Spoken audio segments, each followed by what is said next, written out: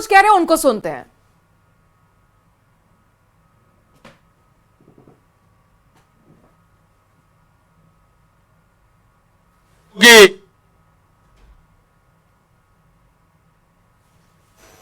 महाराणा प्रताप और महाराजा सूरजमल ने काम किया तो छत्रपति शिवाजी ने भी, महाराज ने भी वही काम किया। हम राष्ट्र के लिए समर्पित भाव से काम करने वाले हमारे इन महापुरुषों से हमको सीख मिलती है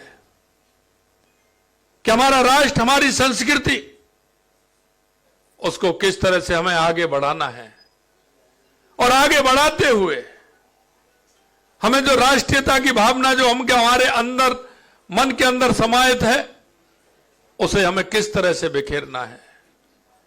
मैं आपसे यही कहना चाहता हूं, भले वो व्यापार के लिए अपनी जन्मभूमि से कर्मभूमि उन्होंने किसी भी प्रांत के किसी भी शहर में बनाई, लेकिन आज वो अपनी संस्कृति से, अपने विचार से, अपनी मिट्टी से जुड़ा हुआ है। मुझे प्रसन्नता होती है मन में जब राजस्थान का मेरा भाई उस सामाजिक सरोकार के काम से भी जुड़ा हुआ है।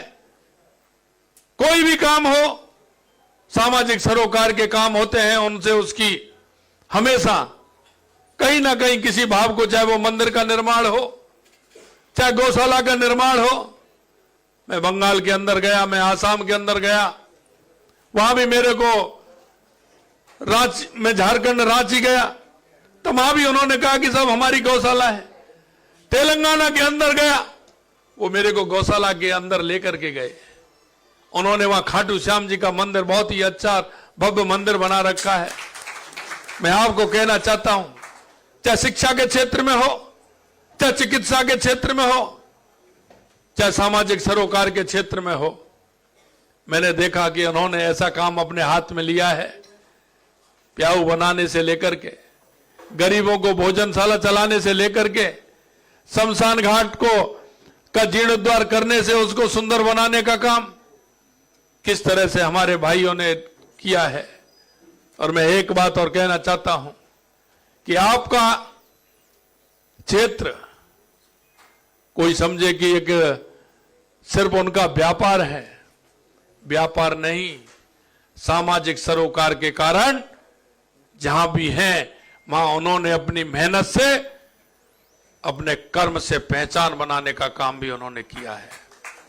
इसलिए मैं कहना चाहता हूं मेरे भाई और बहनों कि आपने देखा है कि आप जिस तरह से काम करते हैं, अपने व्यवहार, अपनी संस्कृति और अपने आत्मविश्वास से लोगों का दिल जीतने का भी काम करते हैं।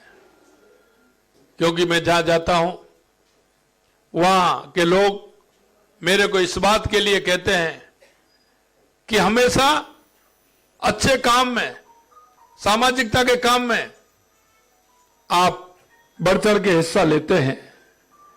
हमारी संस्कृति जुड़े होने के कारण आप राष्ट्रवाद को शक्ति देने का, आत्मबल बढ़ाने का, ये शक्ति विभाजनकारी ताकतों के खिलाफ एकजुट करने का काम भी करती है। और मैं आपको यही कहना चाहता हूं, अभी मेरे विनोद जी कह रहे थे कि कांग्रेस के लोग झूठ, मैं आपको यही कहना चाहता हूं मेरे भाई और बहनों, कांग्रेस ने हमेशा चुनाव आते ही कोई ना कोई अफवाह फैलाने का काम कर देते हैं। झूठ और लूट की दुकान इनकी है। देश के यशस्वी प्रधानमंत्री नरेंद्र मोदी जी के नेतृत्व में इस कांग्रेस की झूठ और लूट की दुकान धीरे धीरे बंद होती जा रही है। अगर आप इनके गठबंधन नहीं, वो ठगबंधन को देखेंगे, वो ठगबंधन की स्थिति भी इसी तरह की है। इनके साथ वही लोग लग सकते हैं जिनको किसी तरह का कोई मतलब नहीं होता है, ना ये अपने राज्य से प्रेम करते हैं, ना राष्ट्र से प्रेम करते हैं। इनको सिर्फ स्वार्थ होता है और ये स्वार्थ की भावना से ओतप्रोत होकर के काम करने वाले लोग हैं। मैं आपको इतना ही कहना चाहता हूं कि आप ये जो महा विकास अघाड़ी गठबंधन है, इस गठबंधन की अगर आप देखोगे तो हमेशा इन्होंने लूट और झूठ की दुकान खोली है। आपने देखा होगा सीएए का विरोध करना है, वो लोग जो जिस तरह से यहां आतंकवाद में शामिल होते हैं उनका सहयोग करना, औरंगाबाद का नाम छत्रपति संभाजी नगर रखा, इन्होंने क्यों विरोध किया ये भी आपको देखना है। मैं इतना कहना चाहता हूं, ट्रिपल तलाक समाप्त करने का विरोध भी इन्होंने किया और वक्फ कानून में संशोधन का विरोध भी यही कर रहे हैं। भाई ऐसा लगाव तो बता दीजिए, आपका क्या लगाव है। मैं आपको कहना चाहता हूं, हमेशा तुष्टिकरण के आधार पर इन्होंने राजनीति की है और उनको भोले वाले लोगों को भी इन्होंने जिस तरह से तुष्टिकरण के आधार पर उनको वोट की चिंता करते हुए इन्होंने काम किया है। मैं आपको इतना ही कहना चाहता हूं कि हमेशा कांग्रेस सिर्फ लूट और झूठ और वोट की बात करती है और चुनाव आते हैं, आपने देखा होगा लोकसभा के चुनाव में आरक्षण को लेकर के किस तरह का अफवाह इन्होंने फैलाया था और आपने देखा आरक्षण लोकसभा के चुनाव के बाद कहीं कोई कांग्रेसी किसी के पास आया क्या? क्योंकि चुनाव आ गया, अब भी कोई ना कोई नया सबूका छोड़ने का काम ये कांग्रेस के लोग करेंगे।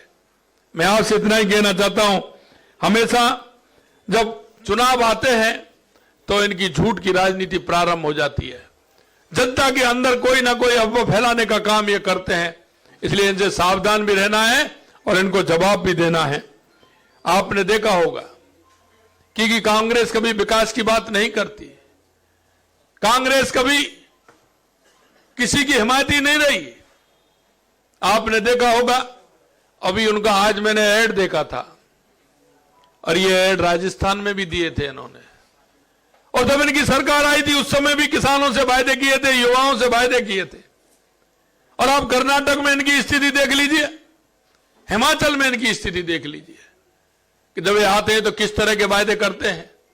आज मैं आपसे कह सकता हूं, राजस्थान में हमारी सरकार को 11 महीने हुए हैं, लेकिन हमने जो संकल्प पत्र में वायदे किए थे आपने देखे होंगे, हमने उस संकल्प पत्र में 11 महीने के अंदर लगभग 50% वायदों को पूरा किया है।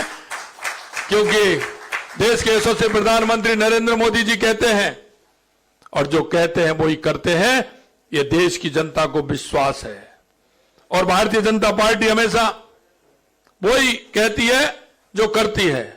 आपने देखा होगा अभी हमारे सिंह जी बता रहे थे कि आपने जो बजट दिया है, मैं आपको एक बात और कहना चाहता हूं मेरे भाई और बहनों, देश के यशस्वी प्रधानमंत्री नरेंद्र मोदी जी किसान सम्मान निधि देते हैं, किसी जाति धर्म को पूछते हैं क्या?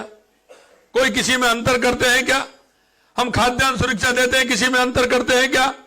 प्रधानमंत्री ग्राम सड़क योजना के माध्यम से हम गांव में सड़क निकालते हैं, सड़क निकलती, कोई हम किसी की जाति और धर्म पूछते हैं क्या? यही नहीं मेरे भाई और बहनों, प्रधानमंत्री आवास में हम सबको समान मानते हुए आवास देते हैं, उसमें जाति धर्म पूछने का काम करते हैं क्या? क्योंकि भारतीय जनता पार्टी सबका विकास, सबका विश्वास को लेकर के चलती है। और यही मैं आपसे कहना चाहता हूं, हमने जो जनता के बीच में जो वायदा किया उस एक एक वायदे को पूरा किया है। और हम कहना चाहते हैं, हमारी 200 विधानसभा राजस्थान के अंदर है, कोई भी व्यक्ति ये नहीं कह सकता कि किसी एक विधानसभा में हमने बजट नहीं दिया है। हमने जो हमारे की आवश्यकता थी, वहां के जनप्रतिनिधियों, वहां के कार्यकर्ताओं ने जो आवश्यकता बताई, उन आवश्यकता के आधार पर हमने उनको पूरा बजट देने का काम किया है। और पहला बजट हमने इसलिए दिया कि हमारा पहला बजट उसको पूर्ण करें। और मैं आपको विश्वास दिलाता हूं, जो बजट हमने 4 महीने पहले जुलाई के अंदर 5 महीने पहले दिया था, उस बजट की क्रियान्वित भी हो गई और 95% स्थान जहां चिन्ह थे वो भी काम हो गया और उनको पूरी तरह से पास कर दिया। यह भी मैं आपको बताना चाहता हूं। हमने कहा है किसानों को सम्मान निधि देने का काम किया, वो भी किया। हमने 450 रुपए सिलेंडर की बात की तो वो भी दिया। हमने पेट्रोल डीजल सस्ता करने का काम किया तो राजस्थान में 7 रुपए 57 पैसे और 6 रुपए 42 पैसे डीजल और पेट्रोल में कम करने का काम किया। तो हमने जो कहा वो करके दिखाया। मैं अगर आपको इस तरह से बताना चाहूं तो आपने देखा होगा, सामाजिक सुरक्षा पेंशन को भी हमने 15% बढ़ाने का काम किया। हमने हमारे जनप्रतिनिधियों का भत्ता भी बढ़ाने का काम किया।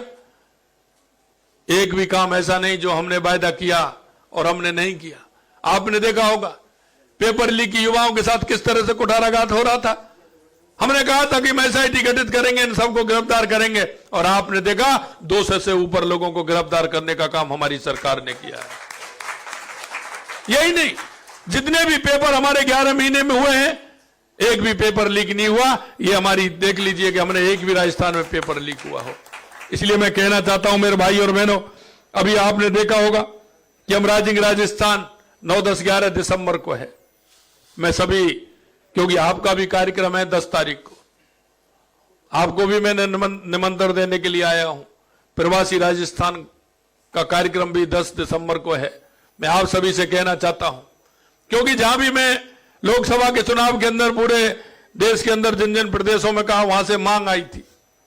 उन्होंने कहा कि भाई साहब हम राजस्थान में भी करना चाहते हैं।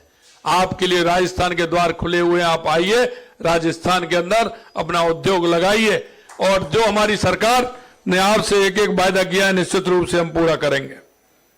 मैं आप सभी से आग्रह करना चाहता हूं, क्योंकि अभी कह रहे थे कि राजस्थान की बहुत बड़ी संख्या है गोपाल जी यहां, और ये राजस्थान की संख्या तो है ही, लेकिन एक एक राजस्थानी 1000 के बराबर है, 1000 के बराबर। ये भी मैं आपको विश्वास दिलाता हूं, क्योंकि उसके सामाजिक सरोकार के कार्य होते हैं।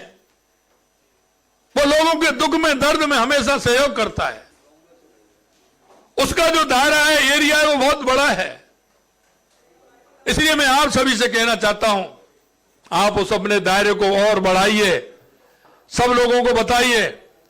एक एक व्यक्ति के पास, एक एक अपार्टमेंट में, एक एक कॉलोनी में, जहां आपके लोग हैं, आपको मिलते हैं, रिश्तेदार हैं, मिलने वाले हैं, व्यापार के संबंध हैं, आपके सामाजिक संबंध हैं, उन सभी संबंधों के आधार पर आप एक एक व्यक्ति, मुझे पता है आपके मोबाइल में कोई भी ऐसा व्यक्ति नहीं है जिसके मोबाइल में 1000, 500, 2000, 2500, 5000 नंबर नहीं हो।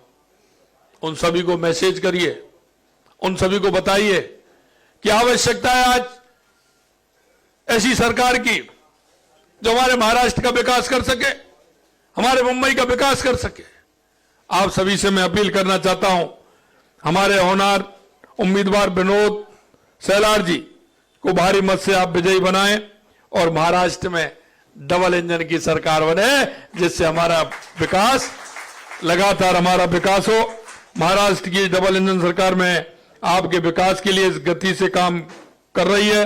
आपके मलाड में मिड चौकी फ्लाईओवर बनने से वर्षों पुरानी ट्रैफिक